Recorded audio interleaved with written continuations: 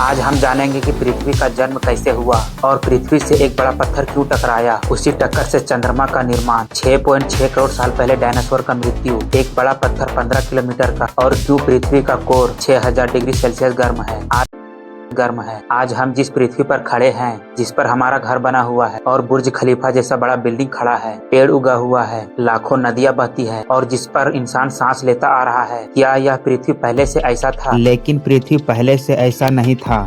पृथ्वी का कहानी बहुत डरावना और लंबा है और बहुत ही हैरान करने वाला है। और इस कहानी की शुरुआत आज से 13.8 अरब साल पहले होता है, जब न पृथ्वी था, न सूर्य, न चांद, न तारा, न उस समय था। जैसे कि हम जानते हैं कि ब्रह्मांड एक बेहद छोटा सा बिंदु में बंद था, जिसमें ऊर्जा और पदार्थ भरा हुआ था, और अचानक से छोटा बिंदु ऐसा विस्फोट हुआ, इसी विस्फोट को जिसे हम बिग बैंग कहते हैं। यह कोई आम विस्फोट नहीं था, बल्कि यह समय और जगह का जन्म था। इसके बाद ब्रह्मांड फैलना शुरू हुआ। अब जैसे जैसे ब्रह्मांड फैलना शुरू हुआ, वैसे वैसे ब्रह्मांड ठंडा होने लगा, और ब्रह्मांड ठंडा होते ही सबसे पहले हाइड्रोजन और हीलियम गैस बना, और यही दो गैस ब्रह्मांड में आज भी सबसे ज्यादा पाया जाता है। समय बीतता गया, करोड़ों साल बीत गया। उसके बाद हाइड्रोजन और हीलियम गैस इकट्ठा होने लगा। यही गैस में गुरुत्वाकर्षण काम करना शुरू किया और गैस का बड़ा बड़ा बादल बनने लगा। यही बादल के बीच दबाव और गर्मी बढ़ता गया, और जब बादलों में ज्यादा गर्मी हो गया, तब तारा जन्म लेने लगा। और इसी तरह ब्रह्मांड में अरबों खरबों तारा का जन्म हुआ।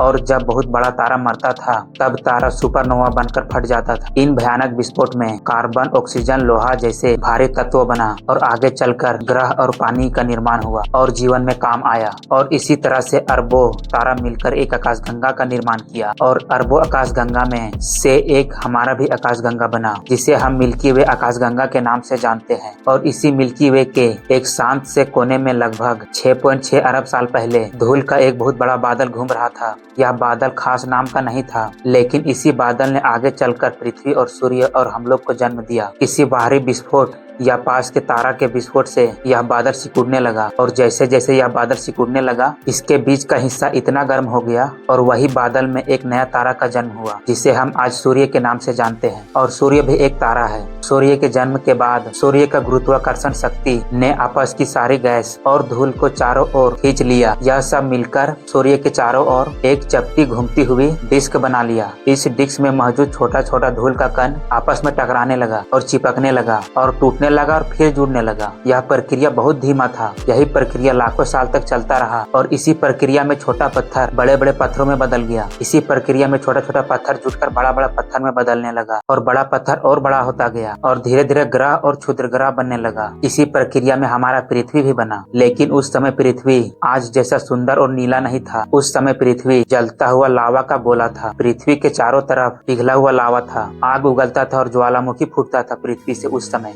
और उस समय पृथ्वी के आसमान से हमेशा उल्कापिंड गिरता था, और हर पल पृथ्वी बाहरी तबाहियों का सामना करता रहा। यह प्रक्रिया करोड़ों साल तक चला। उस समय पृथ्वी का तापमान इतना ज्यादा था कि कोई भी ठोस चीज तुरंत भस्म हो जाता था, यानी कुछ भी टिक नहीं पाता था पृथ्वी पर। और इसी भयंकर माहौल में पृथ्वी के अंदर भारी धातुएं नीचे की ओर डूबने लगा, पृथ्वी के अंदर यानी कोर में। और फिर मेंटल और बाहरी सतह बना, और यह पृथ्वी का कोर आज भी पिघला हुआ है, जिसका तापमान 6000 डिग्री सेल्सियस है। अभी भी पृथ्वी का कोर 6000 डिग्री सेल्सियस गर्म है। और यही पृथ्वी का कोर पृथ्वी को चुंबकीय कवच देता है, जो हमें सूर्य के खतरनाक किरणों से बचाता है। अगर यह कवच ना होता पृथ्वी पर, तो आज पृथ्वी पर कोई जीवन नहीं होता। पृथ्वी का इतिहास का सबसे बड़ा घटना तब हुआ जब मंगल ग्रह के आकार का एक ग्रह पृथ्वी से टकराया, और यह टक्कर इतना भयानक था कि पृथ्वी का एक बड़ा हिस्सा टूटकर अंतरिक्ष में चला गया, यानी पृथ्वी का 2 भाग हो गया। वही टूटा हुआ भाग धीरे धीरे चंद्रमा का रूप ले लिया, यानी पृथ्वी का ही भाग है चांद, जिसे आज पृथ्वी का उपग्रह बोला जाता है। इस टक्कर से पृथ्वी का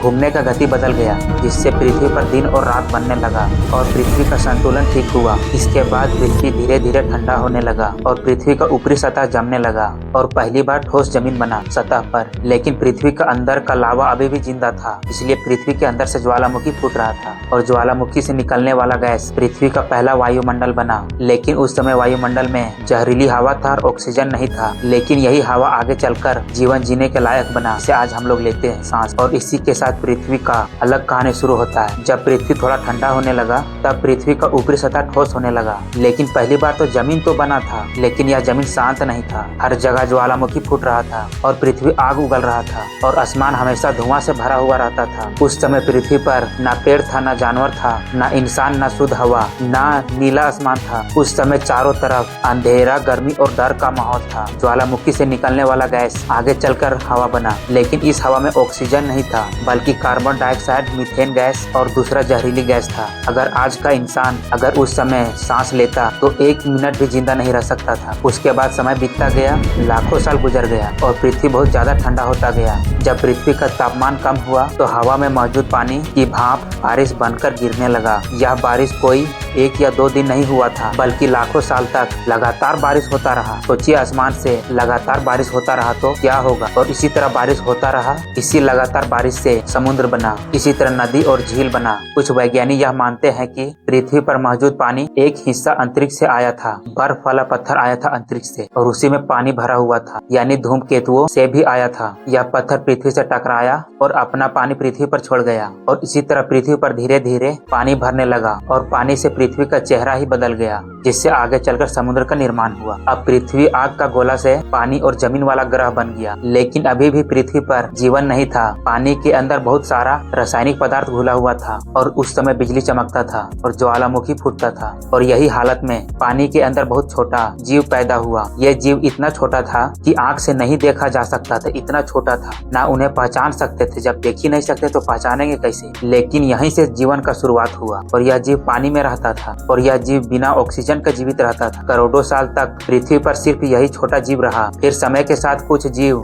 ने सूर्य का रोशनी से खाना बनाना सीखा। इसी प्रक्रिया में वे जीव हवा में ऑक्सीजन छोड़ने लगा। शुरू में यह ऑक्सीजन बहुत खतरनाक था और जैसे जैसे नया जीव बनने लगा, पुराना जीव मरने लगा ऑक्सीजन के कारण। इस पृथ्वी का पहला बड़ा विनाश कहा जाता है। लेकिन इसी ऑक्सीजन ने आगे चलकर बड़े और जटिल जीवों को जन्म दिया। इसी प्रक्रिया में अब हवा धीरे धीरे सांस लेने लायक बनने लगा और आसमान साफ होने लगा और आसमान नीला दिखने लगा और समुद्र में छोटा मछलियों का जन्म होने लगा और छोटा छोटा जीव बड़ा बड़ा जीव में बदलने लगा। फिर कुछ जीव पानी से बाहर निकलकर जमीन पर आने लगा। पहले रेंगते हुए आया था, फिर चलना सीखा, दौड़ना और उड़ना भी सीख लिया। इसी दौरान पृथ्वी पर तरह तरह का जानवरों का जन्म होने लगा। इसी तरह जंगल और पेड़ उगने लगा और धरती हरा होने लगा। एक समय ऐसा आया था जब बहुत बड़ा बड़ा जानवर यानी डायनासोर पृथ्वी पर छा गया था। डायनासोर इतना बड़ा होता था कि इंसान डायनासोर के सामने चींटी का बराबर था। डायनासोर 18 करोड़ साल तक पृथ्वी पर राज किया। लेकिन फिर एक दिन अंतरिक्ष से बहुत बड़ा पत्थर 15 किलोमीटर का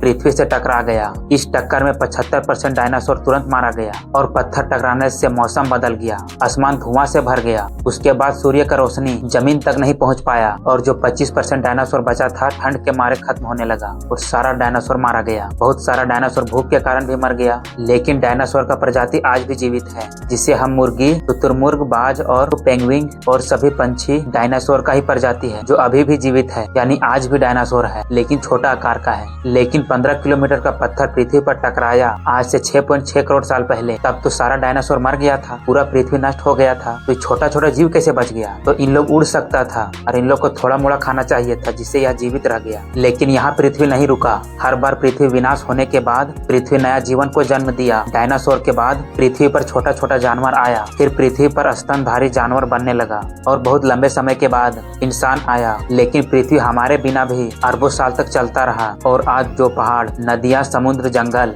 और मौसम बदला, यह सब करोड़ों साल का लंबा कहानी का हिस्सा है। इसी प्रक्रिया में पृथ्वी इतना सुंदर बना और अद्भुत बना। पृथ्वी कोई साधारण ग्रह नहीं है, यह जीवन जीने वाला ग्रह है जो आज भी बदल रहा है और हम सब इस कहानी का बहुत छोटा हिस्सा है। और इसी तरह पूरा पृथ्वी का जन्म हुआ, जिसे हम लोग आज बर्बाद करने के लिए पूरा तरह से भिड़े हुए हैं। इस वीडियो का पार्ट 2 में बताएंगे कि हिमालय पर्वत कैसे बना और इंसान कैसे विकसित हुआ।